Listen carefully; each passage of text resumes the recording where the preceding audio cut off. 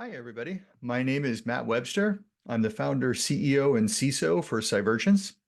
Today, we're going to tackle managing corporate cybersecurity risk part 2. And the focus today is going to be on risk registers.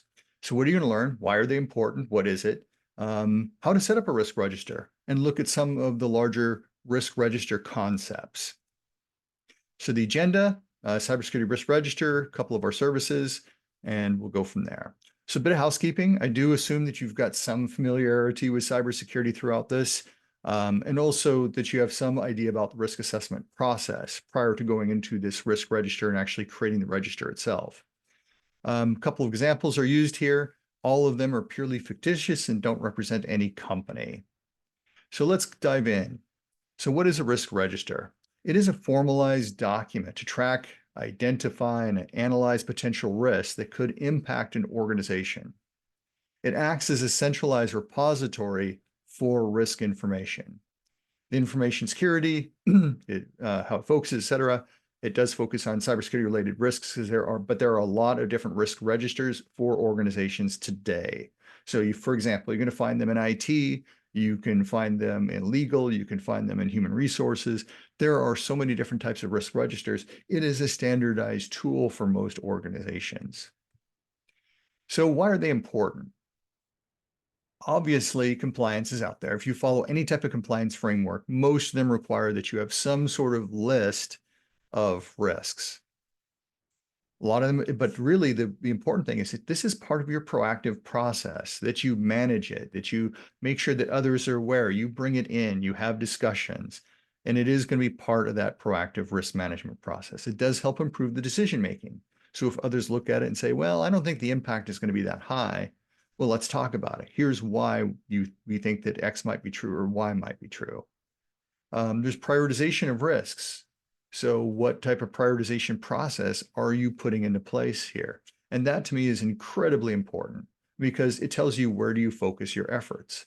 And some of these might tell you, well, how much effort needs to be put in or what's the cost? In some cases, it's going to be very low cost, but high impact, or low cost and low impact. Where do you focus? You want to focus on the high impact if the cost is very similar. But it helps to create that sort of transparency. Because the reality is, and we've all seen it, compliance does not equal security. But security quite often meets compliance. It's an age-old discussion, but the reality is you need to have some way of communicating what do you need to do beyond the basics. It helps to identify those risks. So that's a big part of that.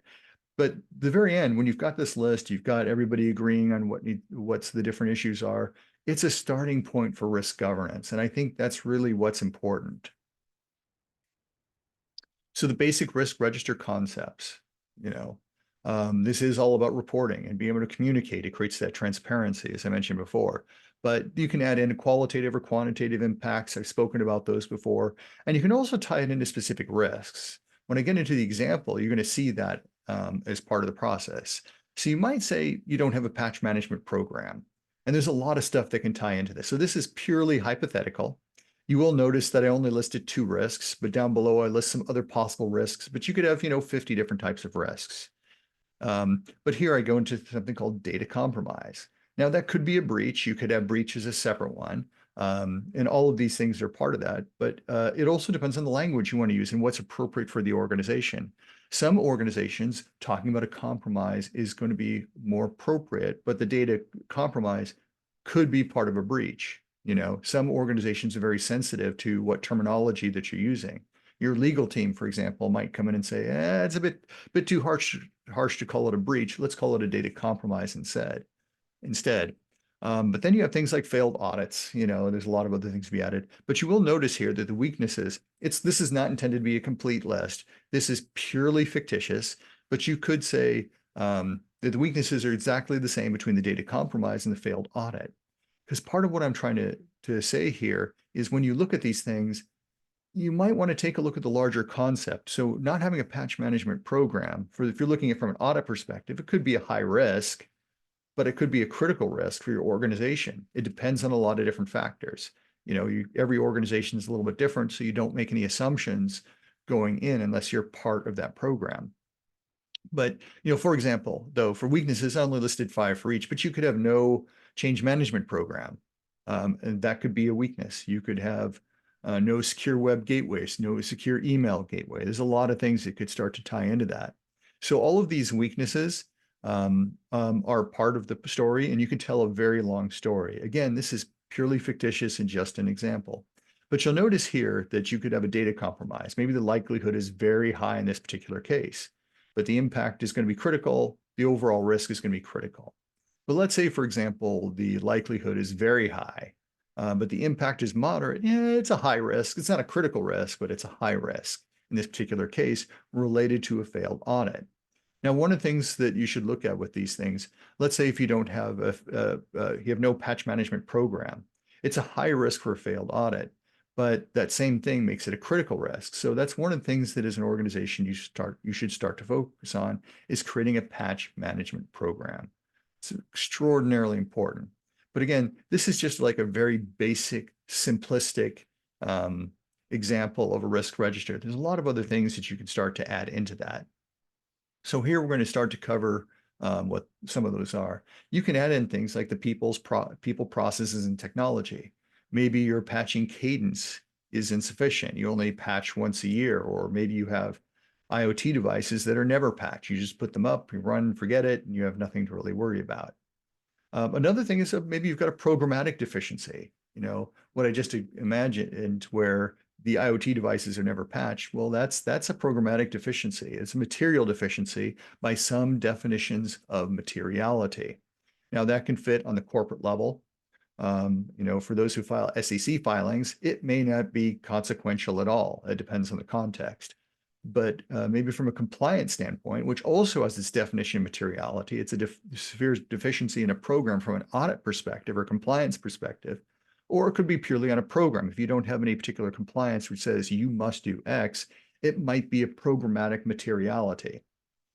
So all of these things can be taken into account from a program perspective. When you're looking at advanced risk registers, you could start to tie in these types of things. For those of you who are in the HIPAA space, you may be familiar with confidentiality, integrity, and availability, CIA. That has to be included in your risk assessment process. You have to identify the risk. Maybe it will only be one of those. Maybe it's all 3 of those. It depends on what you're talking about. But also taking a look at things like compensating controls, to take a look at your control effectiveness. Some organizations want you to list that. So how effective are those controls? For those who follow quantified risk assessments or use something like FAIR, that's going to be part of the process to evaluate the control effectiveness. We can get into things like threat landscape changes. Maybe nothing's changed in your environment, but the threat landscape has become much worse. Right now, Health and Human Services just recently put out something saying that help desks are being targeted in order to gain access to organizations. And so that's a big issue. Are you listing that you're a help desk technician at some particular organization? And so they're using that to go after you. That's definitely a big concern. So that's a case where the threat landscape may change, but it's only specific towards a help desk in that particular case where the risk might go up. You might look at how the risk changes over time too. It's going to be going up or going down, or maybe you improve the program, you changed your antivirus out. Now you have something that's a lot more effective than you did before. So these are some other things. The point is where you come from a risk register standpoint is going to change drastically. Every organization is going to be looking at things a little bit different. And so you might need to add some additional things. Risk registers can become very large documents very quickly. For some organizations, that's appropriate. Some, maybe not so appropriate.